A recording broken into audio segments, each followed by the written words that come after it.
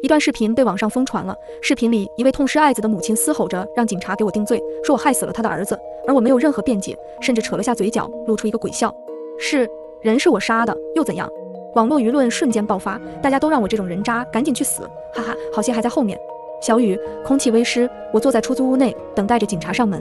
2个小时前，一条鲜活的生命在我的手中逝去了。因为急着去上课，我无奈地将手中已经没有生命体征的孩子放到地上，拨打110，让他们来为尸体寻找家人。谁知课刚上到了一半，警局的电话就打到了我的手机上。我愣了一秒，逼着台上的老师接听了电话。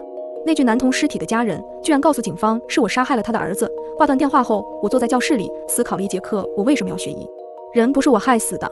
警察上门后，我第一时间对自己的罪证进行了澄清。夏同学，我必须要提醒你，那条胡同没有监控，尸体的脖子和脸上还有口腔内都有你的指纹。我嗤笑一声，可那又怎样？他是被噎死的呀，他被异物卡住了。我是一名医学生，我在用标准的海姆立克急救法对他进行施救啊。什么时候救人，反倒成为杀人了？我不明白这个世界怎么了。夏同学，请跟我们走一趟。审讯室内，明亮的灯光照在脸上，将我每一个微表情都展露无遗。一男一女2个警察坐在我的面前，对我进行审讯。夏棠，女，20岁，长明医科大学的学生，在今天下午2点报案。接着，警方在胡同内发现一名童尸，经过初步检验，死者李浩然死于异物窒息，在尸体的衣服、脸颊、嘴唇、口腔都发现了你的指纹。我无奈地叹了一口气，将之前说的话又重复了一遍。末了，我又补充道：“警察大哥，我要是杀了他，为什么要报警呢？而且我根本就不认识那个男孩，无冤无仇，我为什么要杀他呀？”但死者的母亲一口咬定，就是你将软糖塞进死者的嘴里，导致死者窒息。你真的跟死者或是他的亲人无冤无仇吗？一口咬定，人就是我杀的。我怔愣了1秒，开口问道：“死者母亲叫什么名字？”吕芳。我自嘲地笑了笑。她来了吗？我想跟死者家属见一面。吕芳人刚走到门口，双腿就软地瘫在了地上，她双眼哭得红肿，指着我嘶吼着：“就是你杀我儿子！”我走到他面前，蹲下，然后毫不犹豫地把一个巴掌扇在他的脸上，清脆的巴掌声落下，所有的人都愣住了。夏棠，你想干什么？站在我身后的男警察率先反应了过来，他一把抓住我再次扬起的手，示意一旁的女警察将手铐拿过来。女警察一边将我的双臂铐在身后，一边表情严肃地道：“夏棠，敢在警察局动手，你胆子挺大呀！”吕芳捂住自己的脸，撕心裂肺地哭喊：“救命啊！苍天老爷啊！这个女人杀我儿子，现在居然还动手打我，有没有天理啊？”动静有点大，隔壁屋的警察都赶了过来。警察将瘫坐在地上的吕芳拉了起来，而我也被拉开到距离吕芳1米开外的位置。我看向吕芳，露出一个鬼笑，说出了让众人都震惊的话：“人是我杀的，又怎样？没错，上一秒还在否认的我，这一秒认罪了。”擒住我的女警察一脸震惊：“夏棠，你知不知道你在说什么？”我知道，而且我知道我接下来的每一步路该怎么走。被女警察拉回了椅子上后，我伸手将贴在椅子腿上的微型摄像头撕下，牢牢握紧手心。吕芳，这一次你插翅难逃，我被拘留了。我妈特意找了关系最好的律师朋友来帮我辩护。糖糖，你怎么能认罪了呢？沈阿姨，你应该看了对方的资料了吧？那可是吕芳。沈阿姨嘴唇动了动，想说些什么，但最终还是咽了回去。糖糖，反正我答应你妈妈了，你绝对不能出事。沈阿姨，你放心，我不会让自己出事的。我伸手将手中的东西递到她的手心里，所以你一定要帮我。沈阿姨离开派出所还没超过3个小时，我在派出所里打人的视频就在网络上传飞了，微博上蹦出一个又一个爆炸性的词条：985医科大学女学生杀人后，还在派出所殴打死者家属。一时间，我的信息被各大平台人肉了出来，就连我小学数学考了3分的试卷都被放了出来。我再次被带到了审讯室内，上次擒住我的那位女警察气得发抖。夏棠，你把审讯室的视频放出去是违法的，你知道吗？我知道，我认罪。你先是一口咬定自己不是凶手，看见吕芳后马上就改口了。你跟吕芳到底是什么关系？什么关系？普普通通凶手与被害人的关系罢了。陈警官，查明真相这种事，难道不是你们警察该做的吗？女警察沉吸了一口气，将手上的金属探测器举起，站起来，我要对你进行搜身。我站起身来，双手举高，任由他摆布。警方和网友几乎是同时查到了我的父亲是夏言这件事。她是杀人犯的女儿，我跟她是一个高中的，听说当年她父亲被判了死缓。天啦，真是有其父必有其女，在警察局还敢动手打受害者家属，这性质比他爸当年恶劣100倍。我也是东岭县的，只是听说哈，这瓜并不保熟。夏言当年是我们县一个初中的班主任，听说是对他们班上的一名女学生下的手，当天女学生就失踪了。监控显示最后一次出现是在夏言家附近。那死缓真是轻了，那人渣估计现在还在监狱里活着吧？真是可笑。夏棠估计心里想的是，你家只是死了一个女儿，而我父亲却被判了无期徒刑啊！妈的，先是女儿被奸杀，后又是儿子死在奸杀犯的女儿的手上，这要是我就直接动刀了。查出来这么大一件因果关系的事，我自然是又被带到了审讯室。你父亲在10年前杀了吕芳的女儿，你又在10年后陷入了吕芳儿子的死亡案件中，不难怀疑你。怀疑我报复吕方当年害得我父亲入狱。我打断陈警官的话，笑得一脸无所谓。陈警官顿了顿，接着一脸狐疑地看向我。当年的判决书写得清清楚楚，你父亲是杀了人才入的狱，你为什么要用害的这个词？再接着，我问出了让在场所有警察都震惊的问题：如果我也死了，吕方算不算杀人凶手？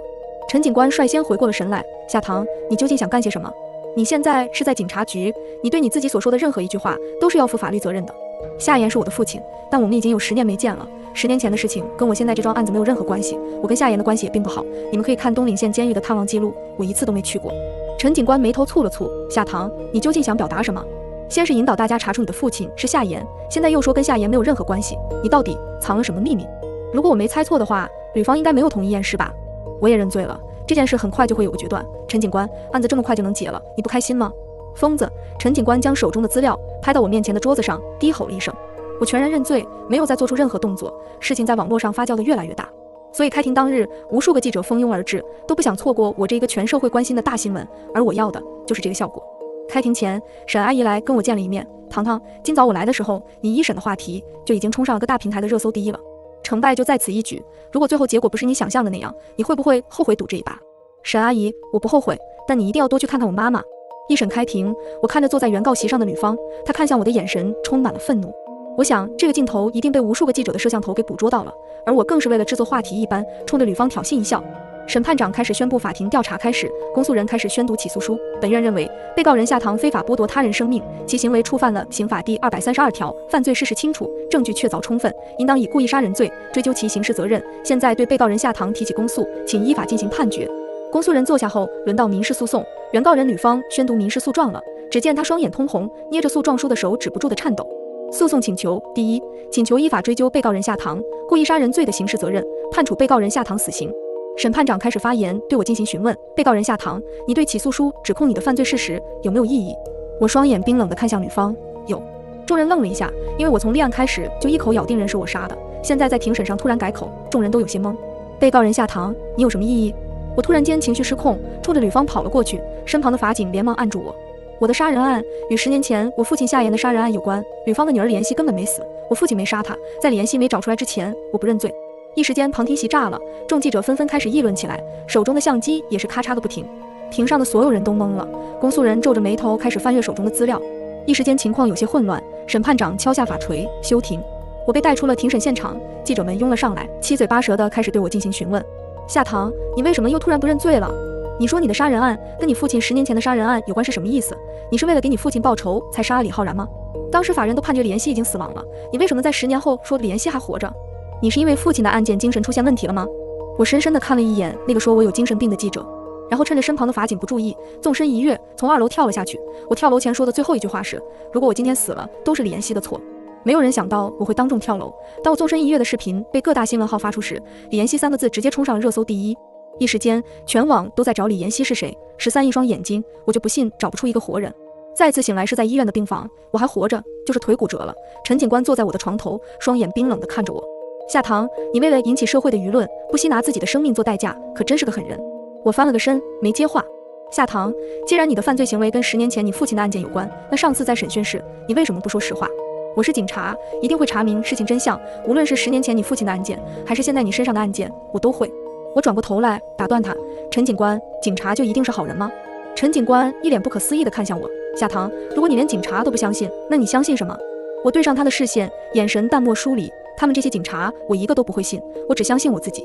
陈警官，你有什么要问的就快问，我有点累了。陈警官打开录音笔，示意站在旁边的警察开始记录。你在庭上说李妍希没死，你认识他吗？跟他是什么关系？不认识，没关系。不认识，那你怎么知道他没死？你父亲10年前的案宗我已经看过了，李妍希就埋在东岭县最高的那座山上，他怎么可能还活着？陈警官，是你亲眼看着李妍希下葬的吗？你怎么就这么确定李妍希的棺材里装的是李妍希呢？陈警官愣住了，他嘴唇动了动，最后抿成一条线，陷入沉思。我嘴角弯了弯，陈警官，这件案子不需要你再怎么查，现在话题讨论度这么高，你就等着网友们把李妍希找出来，到时候一切都会真相大白。夏棠，你最好说的是真话，否则你下一个进的地方就是精神病院。我不屑地笑了笑，又一个说要把我送进精神病院的警察。陈警官走后，我拿出沈阿姨偷偷带给我的手机，上网查看风向。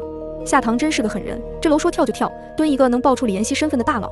初中时我跟李妍希是同桌，夏棠的父亲夏言是我们的班主任，他猥亵女同学是惯犯了。我记得是初二下学期中考后，李妍希因为没考好，去了夏妍家补课。哦，对了，夏妍在校外开了个补习班，1对1的那种，收费还挺贵的。李妍希就是去了夏妍家补课，第2天就没有来学校，再然后就是几个警察来学校带走了夏妍，后来就传出夏妍奸杀李妍希的新闻。具体的真不知道，虽然是个小县城，但那个时候网络不发达，事情的真相只有当事人最清楚。不过李妍希应该是真的被害了，当时我还跟几个同学去参加了她的葬礼，人要是没死，谁家办葬礼啊，多不吉利。楼上的，你跟李妍希是同桌，有没有照片啊？我从话题里退了出来，点开热搜排行榜，10几个热搜，想不看到都难。下一步就是引导大家一定要找出李妍希。我用新的手机号注册了一个微博，并完成了实名认证。我让沈阿姨去了隔壁省市，用我已经实名认证的微博发了一条微博：李妍希绝对还活着。热度再次被推高，全民的焦点都聚焦在寻找李妍希。吕方，我看这次你还能有什么瞒天过海的手段？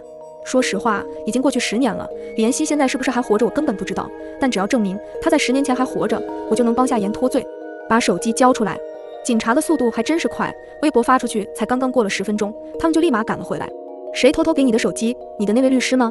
陈警官一边在病房里翻找，一边语气不善地问我。我瘫坐在床上，回道：我没有手机。没有手机？没有手机？你怎么发的微博？陈警官，我一个连楼都敢直接跳的人，难道不会早早把这一切都安排好吗？陈警官找手机的手顿了顿，抬眼望向我。那你是让谁帮忙发的？我的律师沈梅。沈梅跟你关系再好，她也是一个有职业素养的律师，怎么会由着你胡来？不知道，也许沈梅跟我父亲是好朋友吧。陈警官皱了皱眉，眸光深邃。夏棠，你是在引导我去查沈梅吗？我没有，我神情淡然的否认。陈警官和几个警察把病房翻了个底朝天，都没有找到手机，他们怎么可能会找到呢？谁能想到我会把手机用透明胶带粘到了窗户外的墙侧上呢？我早说了，我真没手机。沈律师现在应该在隔壁省办事，要不你们看看那条微博的 IP 地址。陈警官将手机从公文包里拿出，看了一眼手机后，又深深地看了我一眼。你先好好休息，查案是我们警察的事，别再整出什么幺蛾子来。陈警官带着人走了，我知道他肯定要去调查沈梅了。夏妍绝对没有杀害李妍希，因为10年前我就在案发现场目睹了夏妍的整个犯罪过程。李妍希初2那年，我才10岁，刚上小学5年级。那是一个特别平常的傍晚，我跟沈梅的女儿沈真真，还有院子里的伙伴一起玩捉迷藏。轮到沈真真抓人了，我看着天快要黑了，有些害怕下一个轮到我来找人。于是我偷偷溜进了书房，躲在了书房的书柜里，可能是玩累了，我也知道是什么时候睡着的。再次醒来时，我听见了夏妍的声音，还有李妍希的声音。夏妍已经开始给李妍希补课了，这说明已经到8点了，这个时候我应该已经在准备洗澡睡觉了。夏妍对我一向要求严格，如果让她知道我这个点还在玩耍，肯定少不了一顿毒打。我推开柜门，看了一眼墙上的钟，还有半个小时补习就结束了。补习结束，夏妍会把李妍希送到楼下，这样我就有机会跑回房间装睡了。夏老师，你离我远点，你离我这么近我觉得怪怪的。李妍希的声音响起，虽然我当年才10岁，但还是能听出有些不对劲。我将柜门又往外推开了1分，透着缝隙看向书桌的方向，夏妍跟李妍希坐得极近，在李妍希的椅子背后撑着的是夏妍的手。我看着夏妍的手从椅子上一点点往前挪动，最后紧贴在李妍希的腰上。李妍希的腰隔着蓝白色的校服被她捏在手里，那鲜艳而青春的校服与粗糙而龌龊的手背形成鲜明的对比。李老师，你想做什么？我能听出李妍希的声音带着细微的颤抖。再接着，夏妍的手向上游走，由于视线受阻，我不知道她对李妍希做了什么，我只听见了李妍希奋力挣扎的声音。在我犹豫要不要出去阻止夏妍的行为时，李妍希直接被摁到了地上，两人的身影完全暴露在我的视线之内。我从没想过平时严肃正经的父亲会是这种人。终于我忍无可忍，直接从书柜里冲了出去，对着夏妍吼道：爸爸，你在做些什么？完全没有想到我会在现场的夏妍惊呆了。就在此时，李妍希从她的身下挣脱了开来，跑出了书房。夏妍一把将我抱在怀里，想努力稳住我的情绪。糖糖，你误会了，爸爸只是在跟她玩游戏而已。夏妍的眼底满是真诚，只有10岁，涉世未深的我当时信了。夏妍安抚好我后，正准备出去找李妍希时，我母亲便下夜班回来了。由于担心我会胡乱说话，所以夏妍作罢了，没有出去找李妍希。那一晚直至清晨，夏妍都没有出过家一步，所以夏妍身上的罪名最多是强奸未遂。李妍希第2天就失踪了，夏妍怎么也没有作案的时间。更离奇的是，从那晚之后，我再也没有见过沈梅的女儿沈真真。